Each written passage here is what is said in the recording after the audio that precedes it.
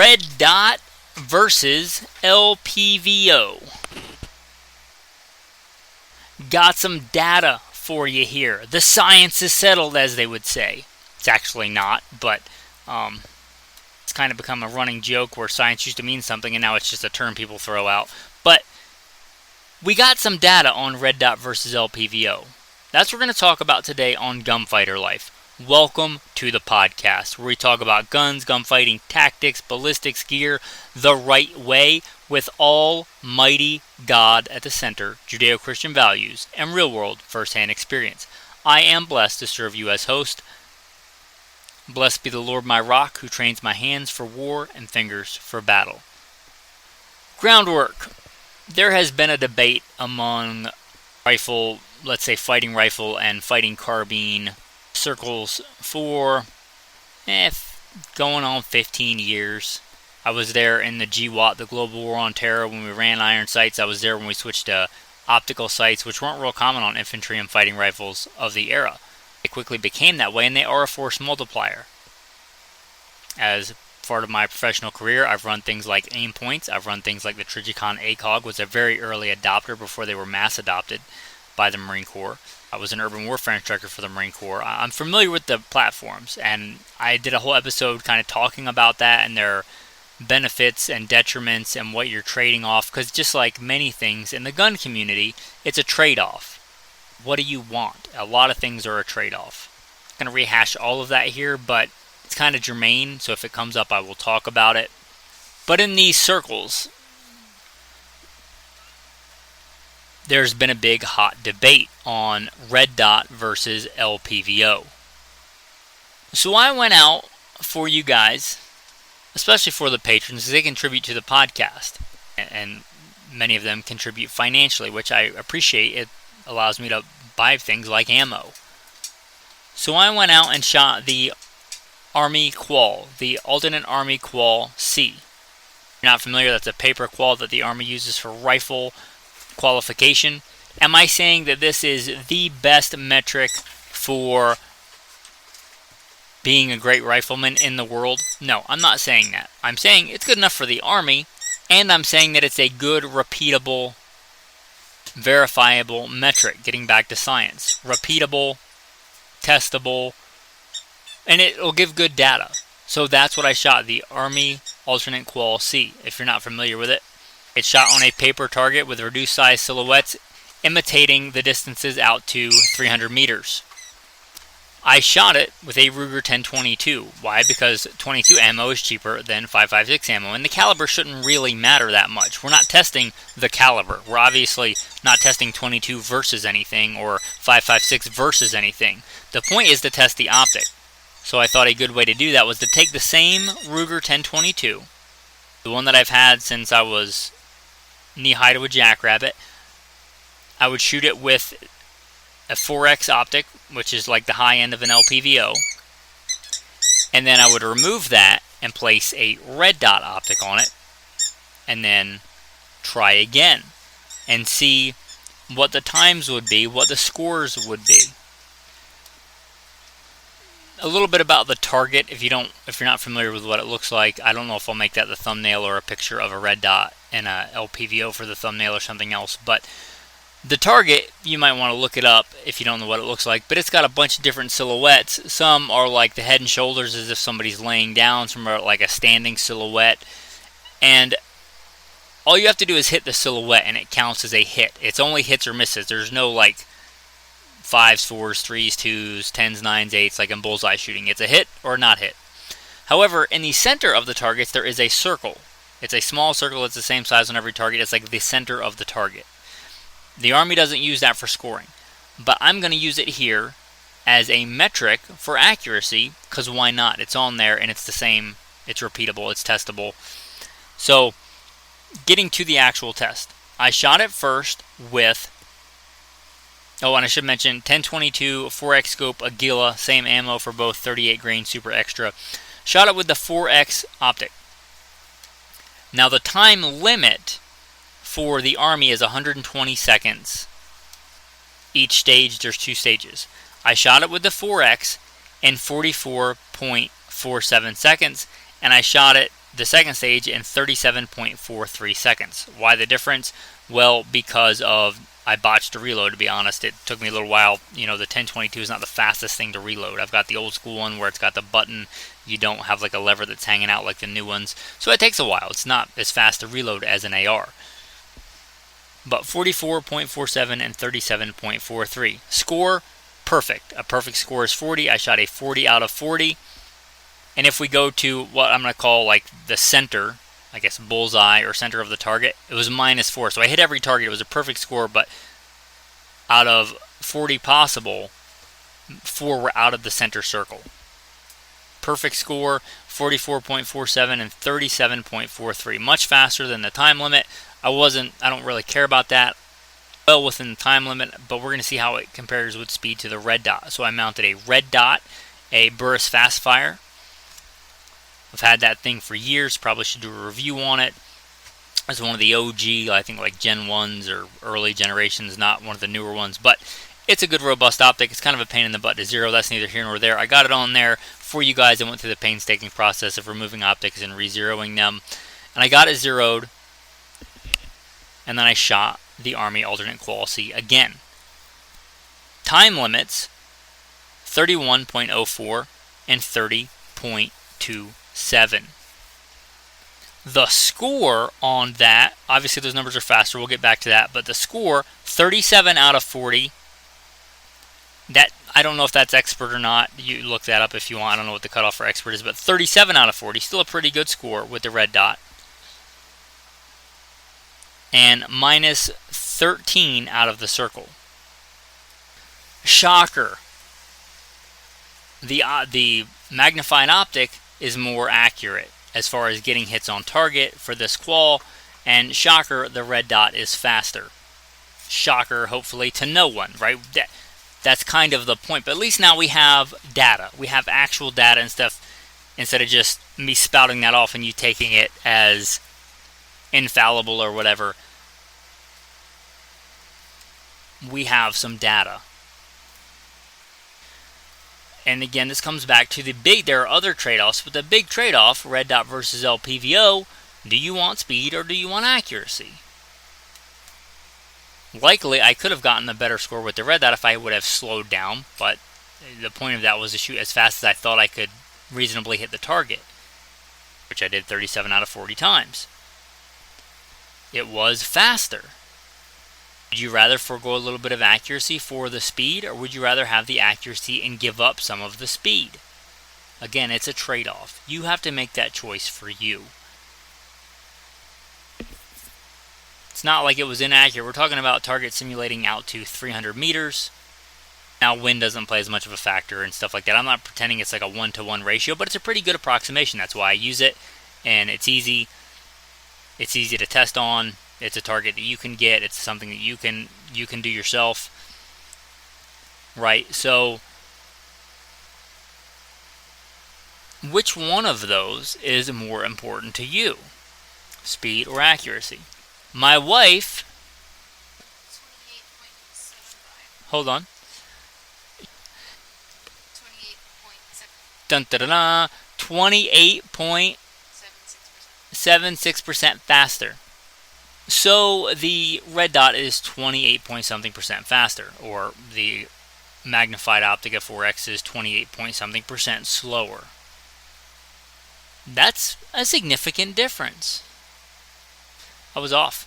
7.8% more accurate with the magnified optic, or 7 point whatever percent less accurate with the red dot. So we got some data there. Now, obviously, and some people might not understand this, I don't want to mansplain to you, but it's the same rifle shooting the same ammo, right? It doesn't become more accurate when you put the 4X on it. It just makes it, let's say, easier to call those shots at 300 meters. That rifle is just as accurate with the red dot on it. It's just as accurate with the iron sights. The rifle does not become more accurate. Your ability to identify and pick out a target zone on a approximated small target out to 300 meters, though, that is enhanced with the 4X, but you give up some speed. If you magnify the target, it becomes bigger, which also means that Generally will take you a longer time to pick up and zero in on. That's why the speed difference. So that's how that works. But again, we have some verifiable data here. I might go ahead and cut out the beginning, and I might go ahead and include the older episode. It's not even that old, but on red dot versus Lpvo in light of this data. And you can add in all the other factors that go into your choice of red dot versus Lpvo. A big one being batteries. Now you can get something like a red dot that doesn't take a battery. Mako makes them, Trijicon makes them. I actually prefer them on my fighting handguns, which is powered by tritium and fiber optic, doesn't take a battery. It's a lot more common to see an Lpvo, for instance, with no battery than a red dot without a battery. So there are a bunch of different other considerations. I guess it comes down to what is the rifle for? Like anything else, it's a trade-off. And I love some of the guys that are part of the group and part of the Patreon, but it seems like a lot of people want everything without a trade-off. I want the best, most accurate rifle, super reliable, bulletproof extraction, will feed any ammo, is crazy accurate, has super tight tolerances but never jams, cures male pattern baldness, and I want it to be super cheap. Everything's a trade-off.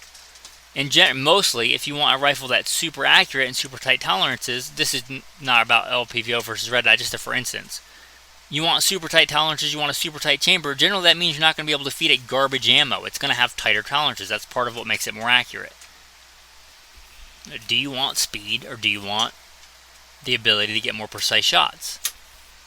Do you want 28% more speed, or do you want 7.8?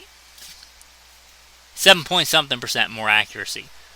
Which one of those is more important to you? How many people are trying to kill you at one time? How much time do you have? Right? Are you doing driven hunts where you're trying to shoot a deer on the run? Or do you generally not do that and you might have a little bit more time? Right? It's situational. With that, guys, I appreciate if you like this data, if you like the podcast, you want to support veteran-owned small business. No dolphins were harmed in the making of this particular episode. Made in America, right? If you want to support that, a podcast where I'm blessed, hopefully, to represent well a strong Christian warrior ethos. You want to support that, and you want to help, do things like buy ammo and be able to do testing like this. Consider becoming a patron. There should be a Patreon link in the show notes. With that, I'm going to splice in the red dot versus Lpvo content and bid you a blessed day.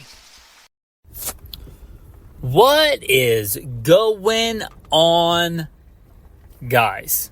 Welcome to Gunfighter Life.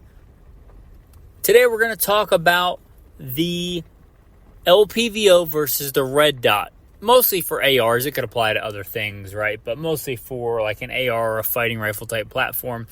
The Lpvo versus the red dot. Speed versus precision. What is the dealio with these? What's the use case? What is the advantages and disadvantages of both? That's what we're going to talk about today on Gunfighter Life, the podcast where we talk about guns, gunfighting, tactics, ballistics, optics, the right way with Almighty God at the center.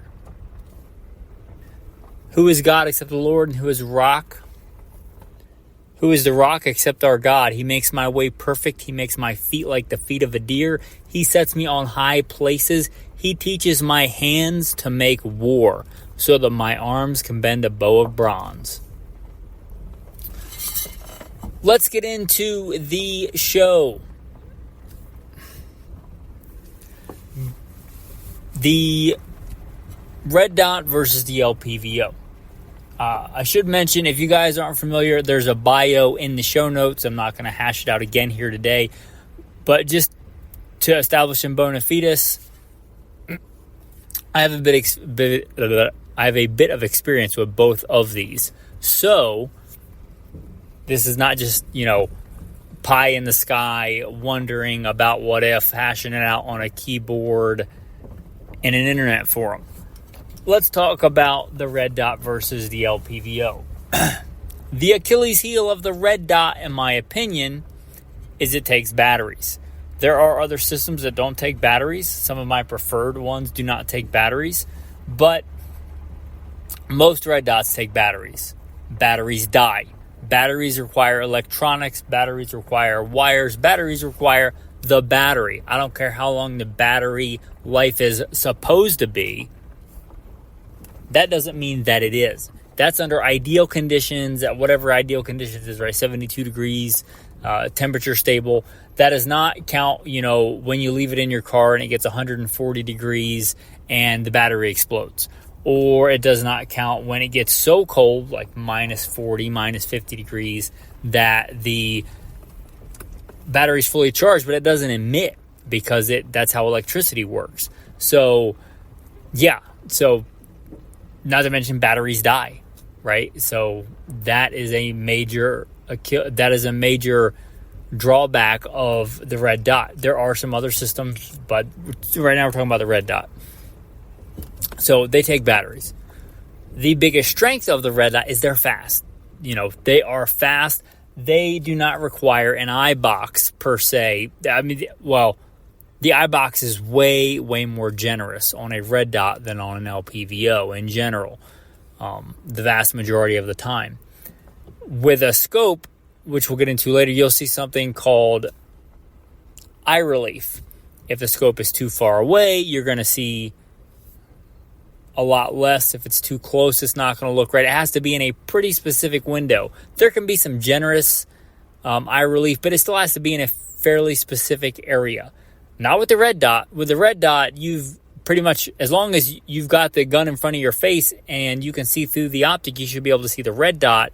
Once you see the red dot, you're good to go. So you put on body armor, you put on a big, thick, heavy jacket, whatever it is, it doesn't really matter. Dot, target, slow, steady press, and hit. So there's a lot less of that. It's generally a lot faster to pick up a red dot or green dot or something like that. I actually prefer green, but that's neither here nor there. The speed at which you can acquire targets, transition to targets, pick up a gun and be able to get a first round hit on target is generally faster with a red dot sight. So you got its big drawback and its big advantage. Let's do the same thing with the Lpvo. Low power variable optic. And I'm going to say 2 or under power on the low end. A 1 is better, although beware, a lot of things that say 1x are not actually true 1x. They're like a 1 point something. Leupold is pretty honest. They say like a 1.5 to 4, 1.5 to 5 or whatever. There are some optics, like I think a Trijicon is, if not exactly 1x, really, really close. But just beware of that. The big thing on these are precision. So you got, a 1 to 4 is a great all around. You've got 1 to 5s, 1 to 6s, 1 to 8s, 1 to 10s even. I don't like those bigger 1 to 8s, 1 to 10s because they're so big and fat that I kind of think they defeat the purpose of an Lpvo if you want it on like a fighting gun. But let's stick with, 1 to 4, 1 to 6. Those, they're a lot more precise. With a red dot, even if you have a little tiny red dot, a lot of times in lighting conditions or whatever, that even though it might be a 3 MOA red dot or a 1 MOA red dot, it's going to be a lot bigger than that. Because you're going to get the glass dirty, it's going to have like a halo around it. So if you want absolute precision, the Lpvo is it. You can dial it down and still shoot really fast. You can dial it up and get a more precise shot. So that's the big advantage of that. The other big advantage is it doesn't take batteries, right? There's no, if you get a proper one that takes tritium fiber optic or is just a old school reticle, they don't require batteries. So, if you get a good solid one, of course you can break it, but they're pretty rugged and they're pretty robust. You could put it somewhere and pick it up 20 years later and it'll still work. I think I've had one for going on 15 years now on the same one of my go-to fighting ARs that I've used in real life and real missions, and it's still on there and it still works and it's still fine. Find me a red dot from 15 years ago that you haven't had to change the batteries and it still works. So there's that, that rugged simplicity, that's a big one right there. The fact that you can change magnification, the fact that you can get magnification. So that is a big strength. The big weakness is the speed, right? You're going to give up some speed. You are going to bleed off some speed for the precision. It's a trade-off. Shocker. There's no clear winner. It depends on what you want to do. But again, eye relief. These are going to have different eye relief issues. One that fits you really well when you're in a t-shirt and jeans is maybe going to have some eye relief issues if you drop down. If you're dropping down in temperature, you're going to have a big heavy jacket on and body armor. So just be aware of that. Also, when you pick it up, you have to be more precise. If you're real sloppy with your head placement, it's going to be harder to get a first round hit, second round hit, third round hit. And if you're just on a range on a bench, that doesn't matter. But gunfighting doesn't generally happen off a bench, nor does the kind of hunting that I do generally happen off a bench. It happens in real life, standing, kneeling, and some really awkward positions where this really comes into play. When you're shooting through barricades, around barricades, through chain link fence, under cars. I was practicing yesterday. Like when you're in an urban prone laying on your side, shooting under a car, under a truck, trying to get hits on target, that's a pretty awkward position. So the ability to do that is much faster with something like a red dot than an Lpvo. Sure, you can do it with an Lpvo, but things like your cheek weld and your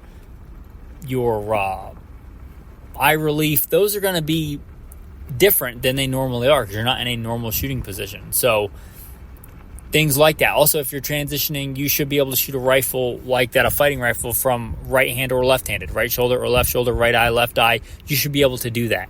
You can do it with an Lpvo, but it's easier if you're switching back and forth, like, going through a house, clearing it, and you've got cover on one side and you need to switch to a left shoulder, left eye, firing with your left hand, and you need to do that quickly. It's easier to transition like that with a red dot. It just is. So the speed is the main thing that you're giving up there.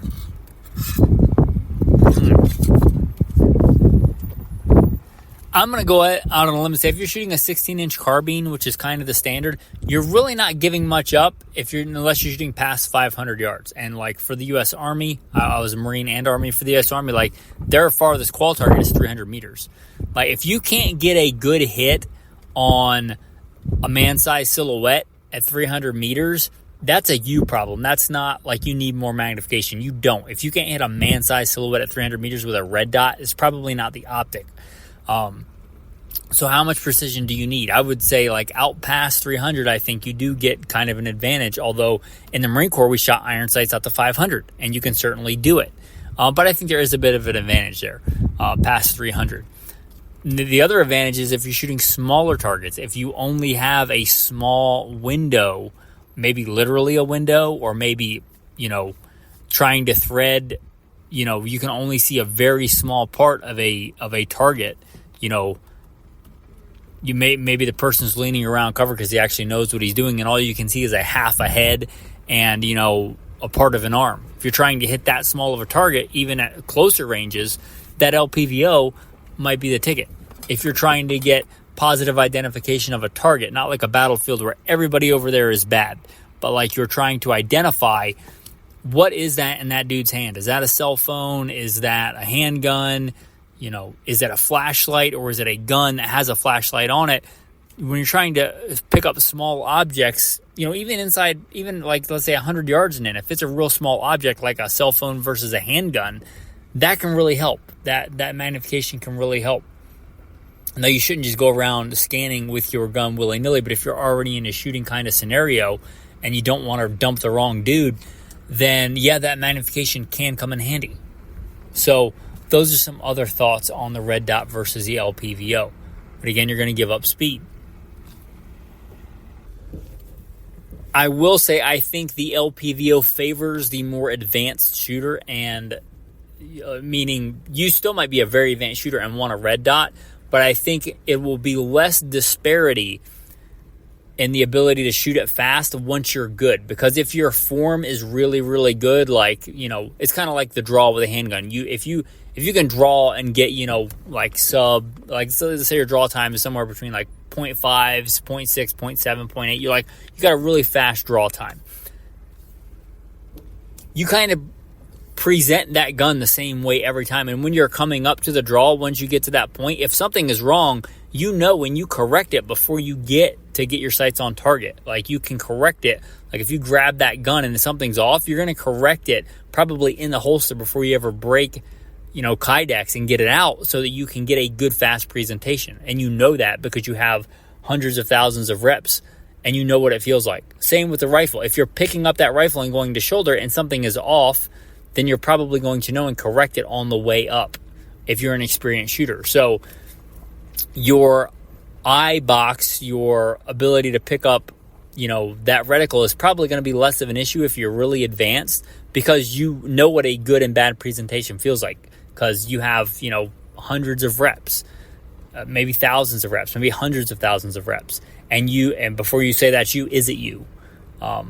So if you can do that, and you can pick up the gun in the dark and close your eyes, and then somebody turns on the lights and you open your eyes and that reticle is right there dead center, and you are in a good solid shooting position, then you're probably there. You've probably arrived at the fact where that's less of an issue with the eye box, the head box, the eye relief, because you're going to present it correctly. And if it's not correct, you're probably going to notice it before it's actually a factor. You're going to correct it on the way there. You're not going to have to pull the gun up in your face and be like, oh, I can't see the reticle. Oh, I see a giant black donut in my scope because something's jacked up.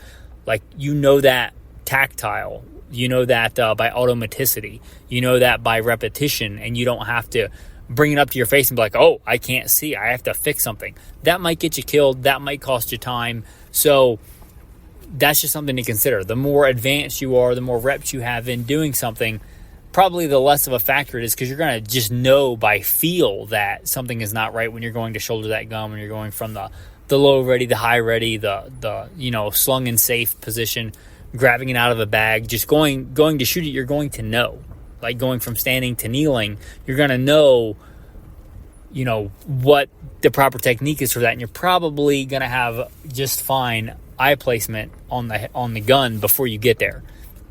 Not always, and you get a lot more, leeway with the red dot, but I'm just throwing that out there. But if you have really good form, you're probably going to be in that acceptable window of the Lpvo if you have good form and good repetition, and you know what bad feels like and you know what good feels like. So that's just something I wanted to throw out there. I put this up as a topic on the Patreon page for Gunfighter Life, and this got a lot of hits. So I'm kind of throwing out there some things that I want to put out now, and I would like to, God willing, do some testing on Lpvo versus red dot. Doing some different drills with both, and putting down some times, putting down some accuracy, and really quantifying this. I would like to do that. So one, so you get to vote on polls, and two, support the podcast, because if I'm going to do that practice, ammo costs money, and it would be nice to be able to buy some more ammo, and keep the podcast going. So if you want to support, consider going to Patreon. Gluten-free, soy-free, veteran-owned, American, small business, without the blasphemy, without the foul language, without all the stuff. So if you want to support something like that, you want to support the podcast, consider becoming a patron. Your tactical tip of the day: cleaning guns. You shoot a lot, you clean a lot of guns. Maybe sometimes not as much as you should, but something like a cheap lubricant, like a spray-on aerosol lubricant, like WD-40, or some kind of cheap, just some cheap lubricant that's not going to mess the finish of your gun up or something like that. But you guys probably know about gun scrubber and things like that, brake cleaner if it's appropriate for the gun you're using, to blast off some dirt. But here's the thing. That'll get off like surface stuff, but if you hit it with some of that spray aerosol like WD-40 or something else, right, and just hit it real quick with like a toothbrush or something, if you do that and just let it sit for a few minutes and then hit it with the brake cleaner, the gun scrubber, whatever brand you want, you know what I'm talking about, it will be way, way, way more effective. So if you want to do that, like you have something, an AR or a pistol that's really, really dirty, obviously cover up the optic, but hit it with some of that spray lubricant, WD-40 or, something like it, the cheaper version, the Walmart brand or whatever. Just hit it all with that and then scrub it real quick with a toothbrush. Let it sit and break that stuff up, that carbon, a lot of that stuff. And then hit it with the gun scrubber, and just hitting it with the gun scrubber first because you're going to leave a lot of residue there and you're going to have to go back and scrub it anyway. I think, in my time cleaning guns, if you need to clean a gun quick, fast, and in a hurry, that's a pretty good way to do it. Hit it with that lubricant, scrub it down, let it sit a minute or two, and then hit it with the gun scrubber or the brake cleaner. So anyway, with that, guys, your tactical verse of the day: there is no fear in love, but perfect love casts out fear. Thanks for listening, and have a blessed day.